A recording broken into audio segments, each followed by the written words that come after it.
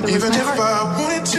It was your destiny to be true. And since I lost her, I'm not ready to keep going.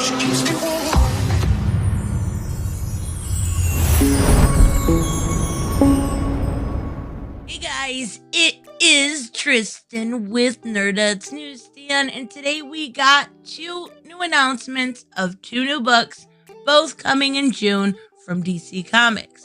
Now, some of you may think this is pandering, but I absolutely love all the characters, so I don't care. The first one is set to be an anthology set to celebrate Pride Month.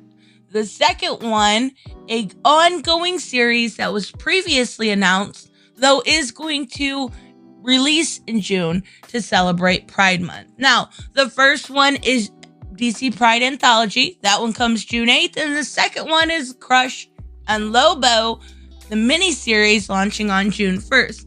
Now, there is a lot to these. These anthologies are always really kind of not in continuity, basically just small 8 to 10 page stories about the character.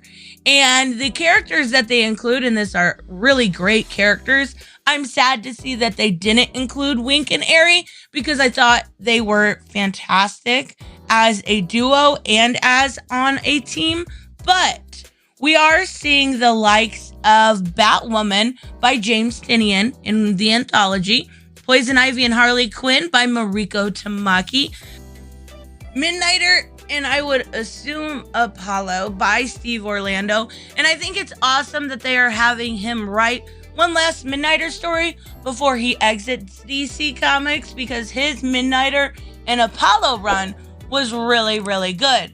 Flash of Earth 11, which is Jess Chambers. And if you haven't checked out Future State, that would be the only place you saw her except for the Merry Multiverse.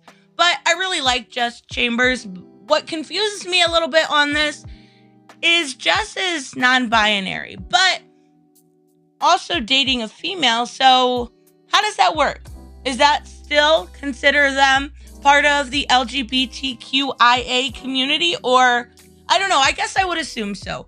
So we also have Alan Scott Green Lantern and Obsidian by Sam Johns, Aqualad Jackson Hyde by Andrew Wheeler, Dreamer, which I had to look up. And that is because it is going to be written by the girl that played Dreamer on Supergirl. I was unfamiliar with the character. I dipped out on Supergirl in season 2 at some point because it became very, we'll call it cringy, right? It just wasn't made for me. So I dipped out, but now I know who the character is. Renee Montoya by Vita Ayla and Pied Piper by Sienna Grace. Now, the last two, as far as Renee Montoya and Pied Piper, I wish they were written by different people. Sienna Grace specifically, I'm not a huge fan of what he did to Iceman, and most people are not. Now, Vita Ayla is mediocre. She is not really super talented, but she can write okay. Like, she's the best okay. She slaps you across the face with okay, if that makes any sense. So all of these will be put together, and you also see cameos from people like Constantine and, of course, Harley Quinn. Extrano, which I'm surprised doesn't have a bigger piece into this, but he is a very side character profile. But he was the first openly out gay person in the DC universe, so I'm hoping they at least would include that into the rest of it. But it does say there is going to be Apollo in it, and obviously he's on the cover, so I'm assuming we're going to get a great Midnighter and Apollo story, and I love them. Midnighter's such a psycho. He absolutely needs Apollo every step of the way, and yeah, I can't wait to see that. I'm glad it's Steve Orlando. So we are also getting an 8-issue miniseries coming about Crush and Lobo. Now, this is coming from Mariko Tamaki, who has been getting more and more work when it comes to DC, and I'm hoping she delivers. Now, we've yet to see her really take her footing in Detective Comics, so I'm gonna hold off judgment on that. But as far as her dark detective went, in Future State, it wasn't terrible. It was better than some of the other titles, so I will give it a chance. And I do know that when it comes to Crush is one of those characters that was written really, really well. And what I mean by that is you have characters that are gay superheroes, and then you have superheroes that are gay. Crush was written as a superhero that was gay. Her heroics, her shenanigans, her life, her everything was always first. And just like every other straight hero, whether it is Batman, Superman, or even Green Arrow, their relationship came secondary. It was a subplot to the main plot. And I really like that they introduced her that way instead of making her personality her sexuality. And definitely worth checking out, at least in my opinion. I'm going to check out the first issue or two and give it a good solid chance because I love Lobo. He's such a great character. And we've yet to see who Crush's mother is. And we know she is a human on Earth. So maybe we will get to see more of that. Maybe not. You never know. So also, there will be Pride-themed variants showcasing DC's leading characters throughout the month of June.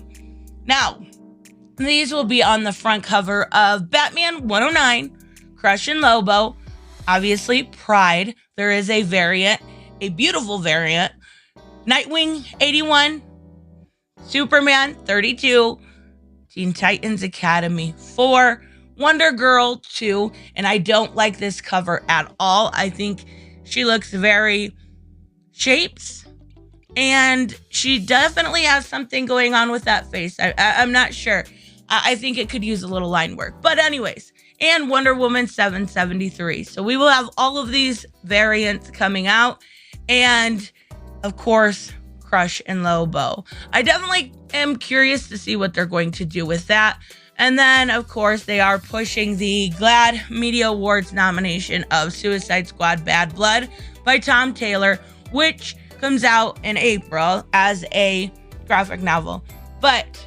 Or as an OGN, or I'm sorry, as a trade. Whichever name you would like to call it, it's fantastic. Tom Taylor's writing, and that was really good.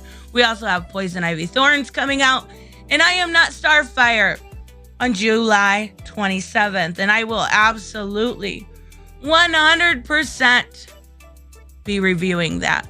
So, all of this is being pushed for Pride. More announcements are supposed to be coming. And I think now some people are either going to say one of two things when it comes to this story.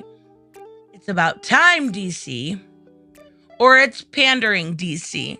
So either way, they can't really win. All I care about is that the stories are good. And I do think that as far as the anthology for Pride, it's probably going to be a key comic and worth something. Simply because it is the first in-comic version of Dreamer from Supergirl, and some people really want those in their collection. So let me know, of course, what you guys think about all of this, and I will see you in the next one. Bye-bye. Hey guys, I want to give a huge shout out to my Patreon and subscribe stars. You guys literally make this channel possible. Huge thank you to Cage the Mick, Robert Mick Twiz, Black Knight Fool, Brucey, Chris Z, David L, David Rafford, Jeffrey Allen Carnes, Mighty Paws, Mike Buckner, Maizen Barbosa, Ruskar, Ryan Decker, Robert Hoffman, and Doc Holiday. You guys are absolutely amazing, and thank you so much for all your support.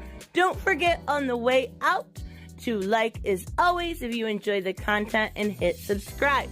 And I will see you in the next one. Bye-bye.